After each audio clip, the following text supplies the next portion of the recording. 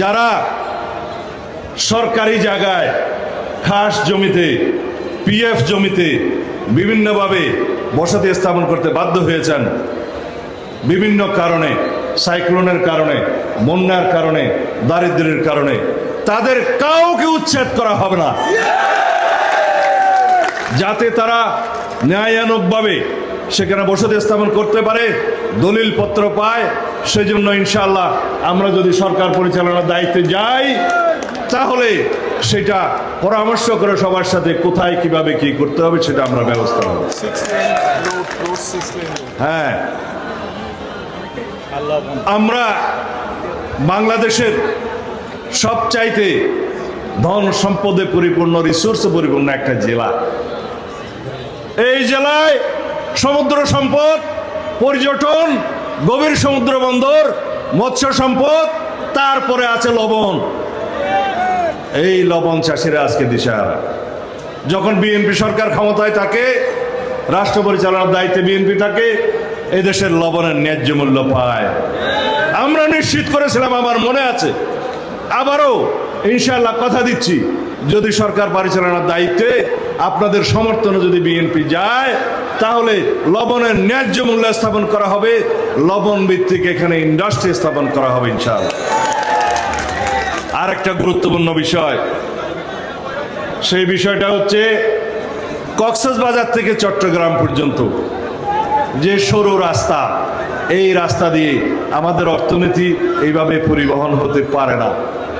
সেজন্য আমি অনেক জনসভায় ঘোষণা দিয়েছি, আজকে কক্সবাজারের, যেহেতু এটা জেলা সদর, এখান থেকে ঘোষণা দিয়ে গেলাম ইনশাআল্লাহ কক্সবাজার চট্টগ্রাম এই মহাসড়ককে 6 লেনে উন্নীত করা হবে, 6 লেন।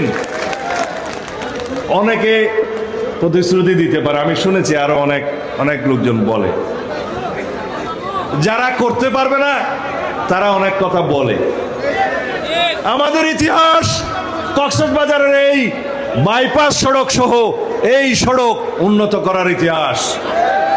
আমাদের ইতিহাস এই মেরিন ড্রাইভ রুট শুরু করার এবং অর্ধসমাপ্ত করা, আমরা চলে যেতে বাধ্য হলাম। সেই অর্ধসমাপ্ত হলেও এমব্যাঙ্কমেন্ট নির্মিত ছিল, সেই সমুদ্র সৈকতটা কি মেরিন ড্রাইভ রুট। এটা দেশনেত্রী বেগম খালেদা জিয়ার 1991 সালের প্রকল্প। এই প্রকল্প তো আমরা শুরু করেছিলাম, ইনশাআল্লাহ এই প্রকল্পকে আরো সমৃদ্ধ করা হবে, ওয়াইড করা হবে, যাতে সমুদ্র নগরীকে পর্যটন নগরীতে রূপান্তর করে বিশ্বের মধ্যে একটা পর্যটনের রাজধানী বানা যায়।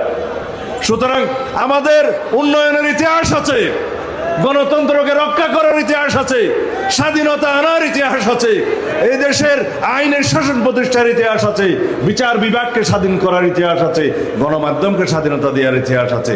সুতরাং আমরা উন্নয়নে এই কক্সবাজারকে ভরে দিতে পারবো ইনশাআল্লাহ। আমাদের ইতিহাস কথা বলে, আমাদের বর্তমান আছে, আমাদের অতীত ইতিহাস আছে, ইনশাআল্লাহ ভবিষ্যৎ আছে।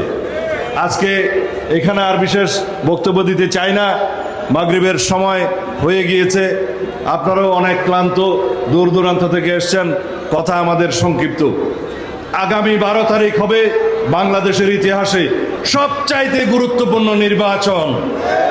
কারণ এই ভোটাধিকার আদায়ের জন্য আমাদেরকে দীর্ঘ 16-17 বছর সংগ্রাম করতে হয়েছে, রক্ত দিতে হয়েছে, রক্তের সোপান মারি দিয়ে, শত সহস্র শহীদের রক্তের মধ্য দিয়ে আমরা এই অধিকার পেয়েছি। সুতরাং এই ভোটাধিকার আপনারা স্বাধীনভাবে প্রয়োগ করবেন। আমরা আশা করি সারা বাংলাদেশের মানুষ ভোটারগণ ধানের শীষের পক্ষে রায় দিয়ে বাংলাদেশে একটি শক্তিশালী গণতান্ত্রিক সাম্যের ভিত্তিতে, মানবিক মর্যাদার ভিত্তিতে সুশাসনের রাষ্ট্র বিনির্মাণের জন্য সহায়তা করবেন। খোদা হাফেজ। বাংলাদেশ জিন্দাবাদ, বাংলাদেশ জাতীয়তাবাদী দল জিন্দাবাদ।